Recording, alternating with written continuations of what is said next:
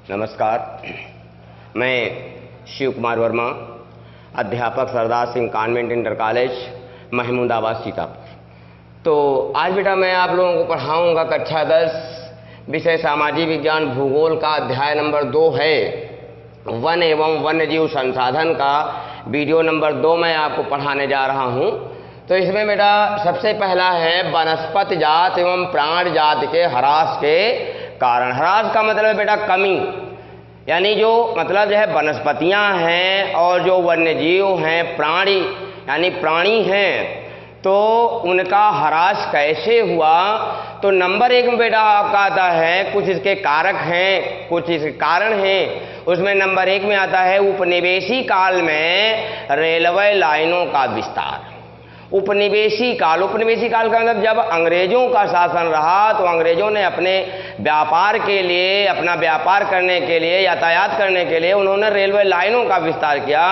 और रेलवे लाइनों के विस्तार से बेटा क्या हुआ है, वनस्पतियों का नुकसान हुआ है, वनों का ह्रास हुआ है। और वनों के ह्रास के साथ साथ क्या हुआ है, यानी प्राणी जात का भी नुकसान हुआ, क्योंकि उनके आवासों को नष्ट किया गया है। जहाँ से उनको भोजन मिलता था उसको नष्ट कर दिया गया। दूसरा बिंदु बेटा क्या आता है, कृषि भूमि का निर्माण। तो ज्यों ज्यों बेटा पॉपुलेशन बढ़ता गया, जनसंख्या बढ़ती गई, आबादी बढ़ती गई, तो वनों का विनाश करके हमने क्या किया है, कृषि भूमि का विस्तार किया है, जिससे वनों का क्षेत्रफल कम हुआ है। और जो वन्य जीव हैं उनके आवास का भोजन की जो है समस्या उत्पन्न हुई है, जिससे दोनों चीज़ों को नुकसान हुआ है, प्राण जात को भी और जो है वनस्पति जात को भी नुकसान हुआ है। अगला बेटा वाणिज्यिक वानिकी है, यानी हमने क्या किया है, यानी उनका व्यापार किया है, वनों का व्यापार किया है। व्यापार करने के लिए हमने क्या किया है, वनों का विनाश किया है।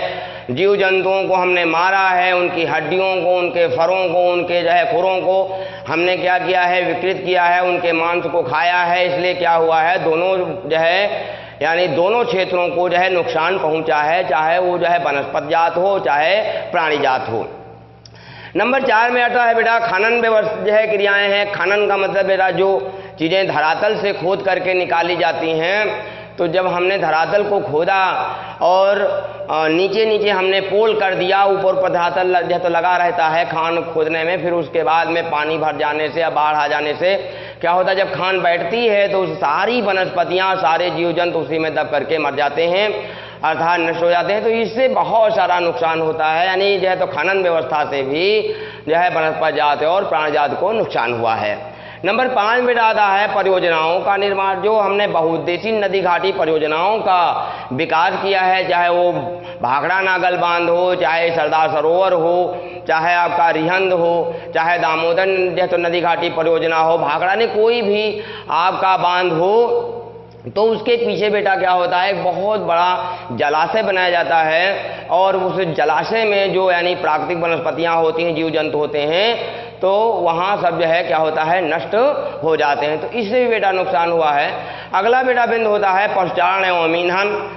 तो बेटा जलाने के लिए ईंधन या ईंट भट्ठों में या कारखानों में ईंधन की आवश्यकता होती। तो ईंधन प्राप्त करने के लिए और अनियंत्रित पशु चराई से क्या हुआ है बेटा कि वन्य जात तथा जो है आपका क्या कहते हैं कि प्राण जात का जो है नुकसान हुआ है।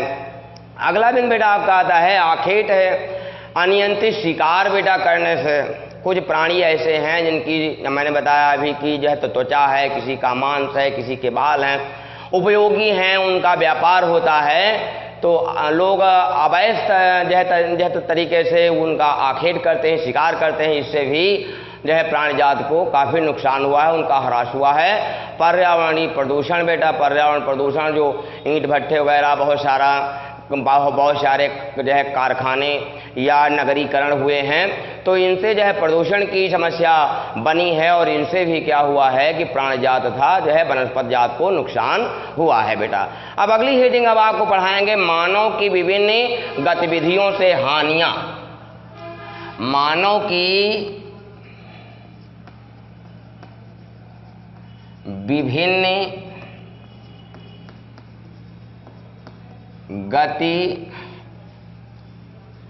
गतिविधियों से हानि। अब बेटा देखिए, मानव ने क्या किया है, अनेकों प्रकार की गतिविधियां की हैं। तो सबसे खतरनाक व्यक्ति है बेटा मानव। मानव जो है पर्यावरण का, इस धरातल का सबसे खतरनाक व्यक्ति है। तो उसने क्या किया है, यानी पर्यावरण को काफ़ी नुकसान पहुंचाया है, प्राणी जात को और जो है वनस्पति जात को काफ़ी नुकसान पहुंचाया। उसने लकड़ी प्राप्त करने के लिए, छाल प्राप्त करने के लिए पत्ते, रबड़, दवाइयाँ, भोजन, ईंधन, चारा, खाद आज बेटा जो है परोक्ष रूप से वनों तथा वन्य जीवों से ही प्राप्त करता है वो। तो इन वस्तुओं को प्राप्त करने में मानव ने वनों एवं वन्य जीवों को अत्यधिक क्षति पहुंचाई। अब आप देखें कि मैंने बताया कि उसको लकड़ी की आवश्यकता है, उसको छाल की आवश्यकता है, उसको पत्ते की आवश्यकता है, उसको रबड़ की आवश्यकता है, उसको दवाइयों की आवश्यकता है, गोंद की आवश्यकता है, बिरोजा की आवश्यकता है, और आपकी रेशम की आवश्यकता है, भोजन की आवश्यकता है, ईंधन की आवश्यकता है, चारा की आवश्यकता है, खाद की आवश्यकता है। तो बहुत सारी चीज़ें उसने कहाँ से प्राप्त किया है, वनों तथा वन्य जीवों से। इसलिए उसने क्या किया है कि काफ़ी नुकसान पहुंचाया है। सन 1951 से बेटा 1980 के बीच लगभग 26,200 वर्ग किलोमीटर वन क्षेत्रों को कृषि क्षेत्र में जो है परिवर्तित कर दिया गया है। इतना बड़ा कृषि क्षेत्र का विस्तार किया गया है। मध्य प्रदेश में 4 हेक्टेयर वन क्षेत्र जलमग्न हो गए हैं बेटा। जो आपका जो है बांध बना है नर्मदा नदी पर, तो उससे क्या हुआ है कि यानी लगभग 4 लाख हेक्टेयर 4 लाख हेक्टेयर भूमि जो है क्या हुई है, जलमग्न हुई है। इसी प्रकार से बेटा क्या हुआ है, पश्चिम बंगाल में बक्सा टाइगर रिजर्व में डोलोमाइट अयस्क के खनन के कारण अनेक प्रजातियों के जो है प्राकृतिक आवासों को नष्ट कर दिया गया है। तो इस प्रकार से मानव ने ऐसी गतिविधियां की हैं जो यानी वन्य जीव तथा क्या कहते हैं, यानी प्राकृतिक वनस्पतियों को काफ़ी नुकसान पहुंचा है। अब बेटा है उपनिवेशी वन नीति है बेटा। अगली हेडिंग है उपनिवेशी वन नीति। ये हेडिंग है बेटा। तो इसमें समझिए, भारत में उपनिवेश काल में वनों को सबसे अधिक क्षति पहुंचाई गई है बेटा। तो इसमें क्या है बेटा, रेल लाइनों का विस्तार किया गया है, खनन किया गया है, जिसके कारण वनों को काफ़ी नुकसान हुआ। इसके लिए बेटा वृक्षारोपण नहीं जो है कराया गया, यानी वनों का हमेशा क्या हुआ, विनाश होता रहा, लेकिन उसके विस्तार के बारे में बात नहीं सोची गई है, जिससे उपनिवेशी काल में यानी जो है वन नीति ऐसी रही जिससे वनों को जो है काफ़ी नुकसान हुआ है बेटा। अगला बिंदु बेटा है संसाधनों का असमान वितरण। संसाधनों का असमान वितरण।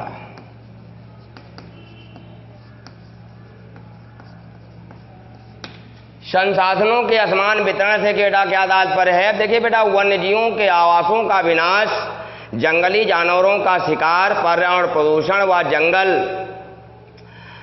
व जो है क्या कहते हैं तो जंगल की आग आदि कारणों से भारतीय जैव विविधता कम हो रही है बेटा। अब देखें इसमें क्या है बेटा कि जैसे जंगली जानवरों का हम जो है शिकार करते हैं, पर्यावरण प्रदूषण जो है तो दिन प्रतिदिन बढ़ रहा है, जनसंख्या बढ़ती जा रही है, लोगों की वस्तुओं की मांग बढ़ती जा रही, कारखानों का विस्तार होता जा रहा, यातायात के साधनों का विस्तार होता जा रहा, जिससे पर्यावरण प्रदूषण काफ़ी बढ़ रहा है।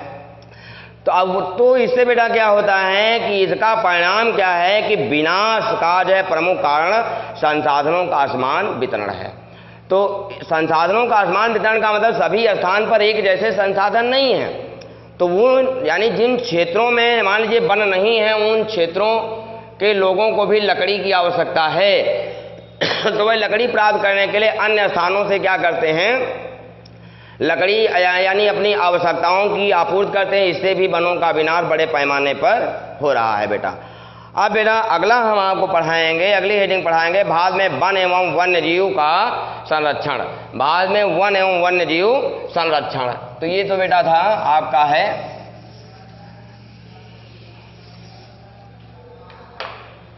अगली हेडिंग बेटा आपकी रहेगी वन एवं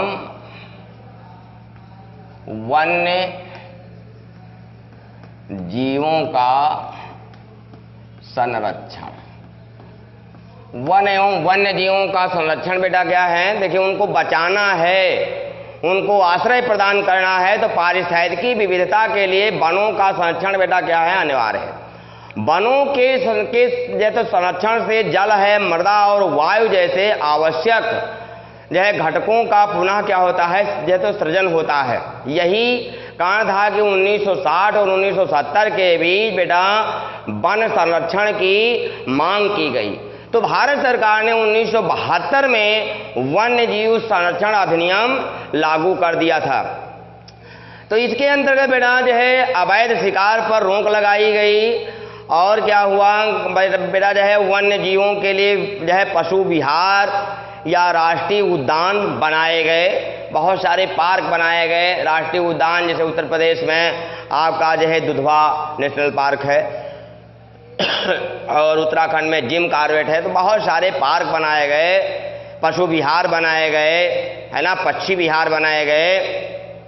तो इसका उद्देश्य बेटा गंभीर संकट में पड़े कुछ वन्य प्राणियों की को जो है सुरक्षा प्रदान करना था। अब इसका बेटा उद्देश्य यानी जो ये नियम बनाए गए, जो ये पशु विहार बनाए गए, या जो है आपके क्या कहते हैं कि जो आपके जो है राष्ट्रीय उद्यान बनाए गए, इनका मुख्य उद्देश्य क्या था? जो जो है यानी क्या कहते हैं कि जो है प्रजातियां विलुप्त होती जा रही हैं, उनको हम जो है कैसे बचाएं। अब बेटा अगला बिंदु हम आपको पढ़ाएंगे वनों के प्रकार। तो बेटा ये वनों के आप प्रकार देखें।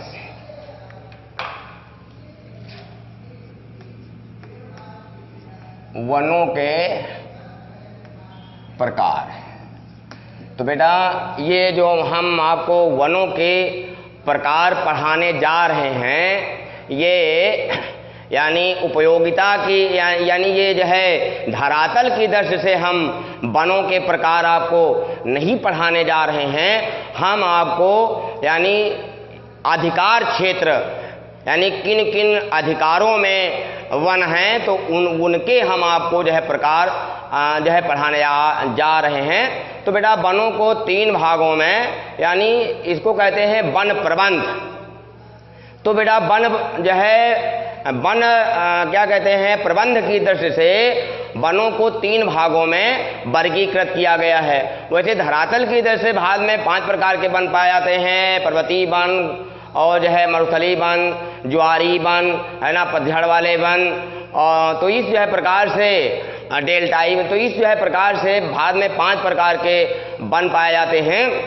लेकिन हम आपको यहाँ जो है वन जो है प्रबंध की दृष्टि से हम आपको वनों के जो है प्रकार पढ़ा रहे हैं। और वन प्रबंध की दृष्टि से भारत में 3 प्रकार के वन पाए जाते हैं। तो नंबर 1 में आता है आरक्षित वन। क्या है? आरक्षित वन। तो बेटा आरक्षित वन कौन से होते हैं? देश में आधे से अधिक बेटा वन क्षेत्र क्या है? आरक्षित वन क्षेत्र घोषित किए गए हैं। जहां तक वन और वन्य प्राणियों के संरक्षण की बात है, आरक्षित वनों को सर्वाधिक मूल्यवान माना गया है।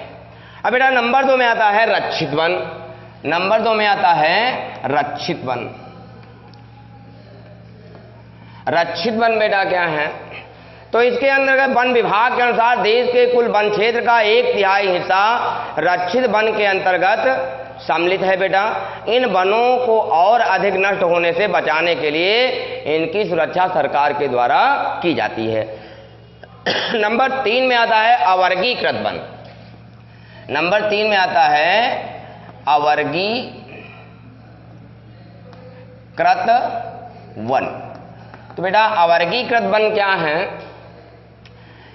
बेटा अन्य सभी प्रकार के वन और बंजर भूमि जो सरकार, व्यक्तियों और जो है समुदायों के स्वामित्व में होते हैं, अवर्गीकृत वनों के अधीन होते हैं बेटा। जैसे स्वामित्व के आधार पर यानी स्वामित्व जन समुदाय का, व्यक्ति विशेष का जो है यानी उन पर तो स्वामित्व होता है, तो ऐसे वनों को अवर्गीकृत वनों के अंतर्गत सम्मिलित किया गया है बेटा।